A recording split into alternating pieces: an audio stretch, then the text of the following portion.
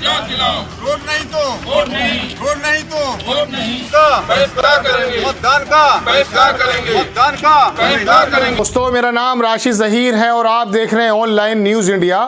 आपको एक नारा याद हो, शायद इस समय तो चुनाव है, कुछ और ही याद है।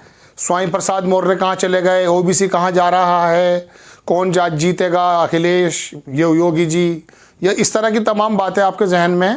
लेकिन एक नारा याद रखिए, ईमानदार सोच, सोच ईमानदार, काम दमदार, ऐसा कुछ सुना था आपने। एक जगह आपको दिखाता हूं, कानपुर की सड़कों पे कुछ लोग इकट्ठा हुए और उन्होंने कहा कि हमारी सड़कें बद से बदतर हैं, लिहाजा अगर काम नहीं तो वोट नहीं, और हम वोट नहीं देंगे।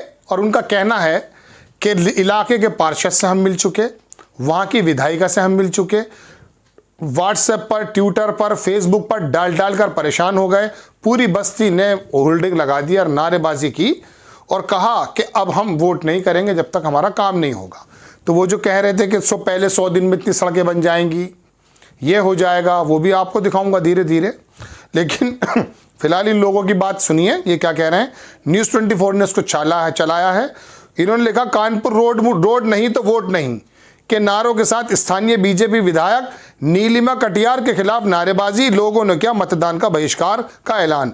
एक 1.5 मिनट की वीडियो है, इनकी परेशानी देख लो इस चुनाव के टाइम में। ये देखें आप वीडियो। गंदगी से निजात दिलाओ, गंदगी से निजात दिलाओ, रोड नहीं तो वोट नहीं, रोड नहीं तो वोट नहीं, रोड नहीं तो का बहिष्कार करेंगे, मतदान का बहिष्कार करेंगे, मतदान का बहिष्कार करेंगे। हम लोग अंबेडकरपुरम सेक्टर ए कल्याणपुर विधानसभा के निवासी हैं। पिछले 10-12 साल से हम सब लोग यहाँ रहते आए हैं, लेकिन आज तक किसी भी रोड का निर्माण नहीं हुआ, किसी भी प्रकार के कूड़े का निस्तारण नहीं किया गया है। जगह जगह गंदगी व्याप्त है, बड़े बड़े गड्ढे हैं जिनमें पानी भरा हुआ है, बड़ी छोटी छोटी हर तरह की बीमारियां फैल रही हैं, चोरी चमारी हो रही है और हम सब नागरिक बुरी तरह से त्रस्त हैं। इस समस्या को लेकर हम अपने क्षेत्रीय सभासद के पास भी जा चुके हैं, अपने क्षेत्रीय सभासद संजय यादव जी के पास भी जा चुके हैं, अपनी विधायिका श्रीमती नीलिमा कटियार के पास भी जा चुके हैं, नगर निगम में भी शिकायत कर चुके हैं, लेकिन आज तक कभी कोई सुनवाई नहीं हुई है। हम लोगों ने ट्विटर पर, व्हाट्सएप पे भी प्रयास किया है, लेकिन कोई सुनवाई नहीं हुई है। अब हम लोग बहुत त्रस्त हो गए हैं और हम सारे मोहल्ले वालों ने त्रस्त होकर के ये निर्णय लिया है कि हम लोग इस बार या आने वाले समय तक अब हम मतदान नहीं करेंगे, मतदान का बहिष्कार करेंगे। रोड नहीं तो वोट नहीं। तो आपने वीडियो देख ली। अब मैं आपको कुछ क्लिपिंग्स और कुछ कटिंग्स दिखाना चाहूँगा पिछले 5 सालों की और अभी की भी, कि योगी सरकार सड़कों के संबंध में क्या कहती थी और रिजल्ट क्या है। आपकी स्क्रीन पर तस्वीर है, जी न्यूज़ ने छापा था इसको, ये 2017 की तस्वीर है। योगी सरकार का आदेश, 15 जून तक गड्ढा मुक्त करें यूपी की सड़कें। ये आप देख सकते हैं, यूपी की सड़कें हो गड्ढा मुक्त। सीएम योगी ने जारी की डेडलाइन, फिर दोबारा से डेडलाइन। ये तारीख कब की है? ये तारीख है 2019 की। मुख्यमंत्री योगी आदित्यनाथ ने अधिकारियों को निर्देश दिया कि उत्तर प्रदेश की सभी सड़कें 15 नवंबर तक गड्ढा मुक्त कर दी जाएं। एक तो 2017 में दिया था, नहीं हुआ होगा काम, थोड़ा सा 2 साल के बाद फिर सोचा यूपी की सड़कें गड्ढा मुक्त बनाने के निर्देश सीएम योगी ने 15 नवंबर तक ठीक करने को कहा। कब की बात है? 2019, 2 साल और गुजर गए, नहीं हो पाई। अब एक तस्वीर देखिए, गड्ढा मुक्त नहीं हो पाया योगी का यूपी, 1 साल में 987 लोगों की गई जान। आपकी स्क्रीन पर है। सड़क हादसों की वजह से होने वाली मौतों की गंभीरता को इससे समझा जा सकता है कि 2017 में देश में नक्सलवादी और आतंकवादी घटनाओं में तो 803 जाने गई, 803 देश में।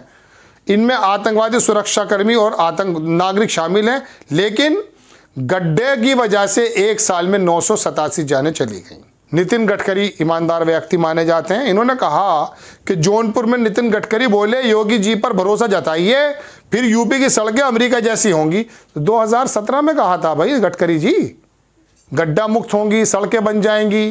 5 साल बाद आपने भी लॉलीपॉप दे दिया कि अमेरिका बन जाएंगी, महाराष्ट्र की बन गई। चलिए, ये आपको हमने दिखा दिया, ये इन्होंने कहा। अब देख लीजिए, यूपी में दम तोड़ती, ये अभी 4 महीने पहले की रिपोर्ट है। यूपी में दम तोड़ती सड़कों की रिपोर्ट। लखनऊ में सड़क धसी, काशी में गड्ढों की गिनती मुश्किल, आगरा में राहगीरों की हड्डी टूट रही है। प्रदेश में 7 माह में 12,000 से ज्यादा मौतें, जानलेवा सड़कें। दैनिक भास्कर की रिपोर्ट आपकी स्क्रीन पर। सारी बातें मैं आपको ऑथेंटिक बता रहा हूं। चलिए अब फिर देख लीजिए, यही 25 दिसंबर को इसमें फिर नितिन गडकरी जी का बयान आया प्रतापगढ़ में। डबल इंजन लगा दो, 5 लाख करोड़ यूपी को दूंगा। नितिन गडकरी ने किया यूपी में अमेरिका की जैसी सड़कों बनाने का वादा। 5 साल बाद भी वादा नितिन गडकरी कर रहे हैं। आपसे काम नहीं हुआ योगी जी, गडकरी जी को आकर सहारा देना पड़ रहा है। तो फिर वो क्या था, गड्ढा मुक्त हो और ये हो और वो हो, और पहले 100 दिन में इतनी सड़कें बना दी जाएंगी। चलिए अब सड़क बन भी गई 1-2, उसका भी हाल देखो। अमर उजाला की रिपोर्ट कहाँ की है, बिजनौर की। गजब हाल, उद्घाटन का नारियल टूटा नहीं, सड़क ही टूट गई। तस्वीरों में देखिए, सड़क बनी, नारियल से फोड़ा किसने, जनप्रतिनिधि ने। वो नारियल तो फूटा नहीं, सड़क टूट गई। आपकी स्क्रीन सामने है, ये देखिए बिजनौर में लापरवाही का मामला सामने आया। गजब हाल, उद्घाटन का नारियल टूटा नहीं, सड़क ही टूट गई। तस्वीरों में देखिए सच्चाई। ये भैया तारीख है 3 दिसंबर 2021, पिछले महीने की बात है। पूरा कार्यकाल गुजर गया, सड़क बनी थी। पूरी बात सुन लीजिएगा क्या लिख रहा है अखबार ये इसी बारे में। उत्तर प्रदेश में बिजनौर में एक नवनिर्मित सड़क उद्घाटन के दौरान नारियल तोड़ने पर ही टूट गई, लेकिन नारियल नहीं टूटा। सड़क का उद्घाटन करने पहुंची विधायिका सुचि मौसम चौधरी धरने पर बैठ गई। प्रशासन को जांच के दिया आदेश। पता कर लेना कौन सी सरकार की विधायक है। तो ये तमाम चीजें हैं जो आपको मैंने दिखाई, और उन लोगों ने भी कह दिया कि साहब कानपुर की सड़कों पर उतर के हम नहीं देंगे वोट। अरे वोट तो देंगे भाई, वजह उसकी यह है मुसलमान तुम्हारे घर में घुस जाएंगे, मुलायम सिंह गुंडे ले आएंगे, अखिलेश पार्टी में देखा आपने, सब भूल जाएंगे। सड़क भी, रोजगार भी, बेरोजगारी भी, नौकरी भी, घटती हुई तनख्वाहें भी, शिक्षा का हाल, स्वास्थ्य का हाल, सड़क का हाल, सुरक्षा का हाल, सब चीजें भूल जाएंगे। क्या कहेंगे, नहीं साहब योगी जी सही कह रहे हैं। योगी जी से पहले भी तो उत्तर प्रदेश था, तब क्या होता था। अखिलेश यादव ने 2012 से 2017 तक काम किया है। अगर अपराध के बारे में बदनाम किया जाता है तो अभी NCRB, national crime record bureau का आंकड़ा इन्हीं का देख लो ना, कि उत्तर प्रदेश के अंदर महिलाओं के खिलाफ अपराध during the time of Akhilesh Yadav period जब बढ़ा है, या अब हमारे योगी जी के समय में बढ़ा है। आप देख सकते हैं। अरे मोबाइल चलाते हो, काबिल आदमी हो, अगर अंधभक्त भी सुन रहे हैं तो बात, मोबाइल तो तुम भी चलाते हो। 5 जन्ने मत पढ़िए, जी न्यूज का सुधीर चौधरी का DNA मत देखिए, अकल की बुद्धि जो है ना खराब हो जाएगी। मैं रवीश कुमार को भी नहीं कह रहा देखो, लेकिन अपनी अकल लगा करके फैक्ट तो चेक कर लो। सिर्फ इसलिए कि नहीं ये जो खबर देने वाला है ना, ये एंटी नेशनल है, ये बिक चुका है, ये मोदी जी का दुश्मन है, ये योगी जी के खिलाफ ही बात करेगा, BBC के रिपोर्टर को दौड़ाने लगे। दिनेश शर्मा हमारे उप मुख्यमंत्री, वो भी पड़ गए पीछे अभी, और केशव प्रसाद मौर्य ने निकाल कर फेंक दिया। और अब वो जब भी क्या कहते हैं तुम्हारा यति नरसिंहानंद, वो दौड़ा, अरे मानेगा नहीं ऐसे करके। आप कहोगे यार ये एंकर भी कैसी बातें करता है। अरे भाई जो शब्द हैं उन शब्दों को देखिए। एक बात सुनिए, जर्नलिस्ट का काम वाकई, इसमें कोई दो राय नहीं, मैं बिल्कुल अलग बता रहा हूँ आपको बात, 1 मिनट की बात है, उस खत्म कर दूंगा।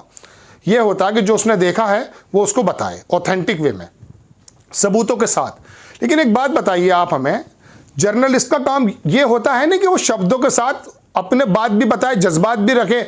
अगर सपोज करो किसी बच्चे के बर्थडे में जाना है तो आप क्या कहेंगे, हैप्पी बर्थडे।